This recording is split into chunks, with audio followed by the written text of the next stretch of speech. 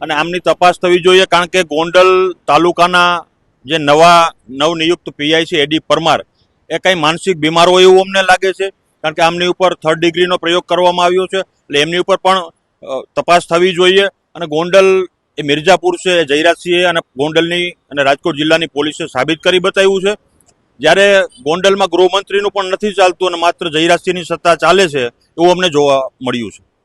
જે રીતના વાત કરીએ કે તમે જે આક્ષેપો પોલીસ ઉપર કરી રહ્યા છો, હવે આગામી તમારી કાર્યવાહી શું હશે? તમે કોઈ પોલીસ ઉપર ફરિયાદ દાખલ કરશો કે આવી રીતના તેમની સાથે કરવામાં આવ્યું, કે આગામી તમારી કાર્યવાહી શું? બિલકુલ, અમે અમારા આગેવાનોને પણ રજૂઆત કરી છે. જેમ કે શક્તિસિંહ ગોહિલે કાલે જ ડીજીપી સાથે વાત કરી અને સમગ્ર ઘટનાનો સાર મેળવ્યો છે.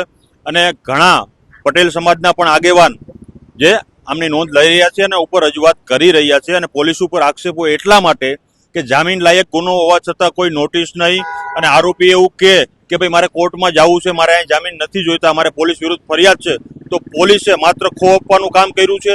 એક પોલીસ સ્ટેશનથી બીજા પોલીસ સ્ટેશન, કોર્ટમાં નહીં લઈ જવાના આરોપીને અને માનસિક અને શારીરિક ટોર્ચર કરવાનું કામ કર્યું છે. આગામી દિવસોમાં આવા માનસિક બીમાર પોલીસ અધિકારીઓ સામે પણ કડક કાર્યવાહી કરશે ગુજરાત સરકાર, એવી અમને આશા છે.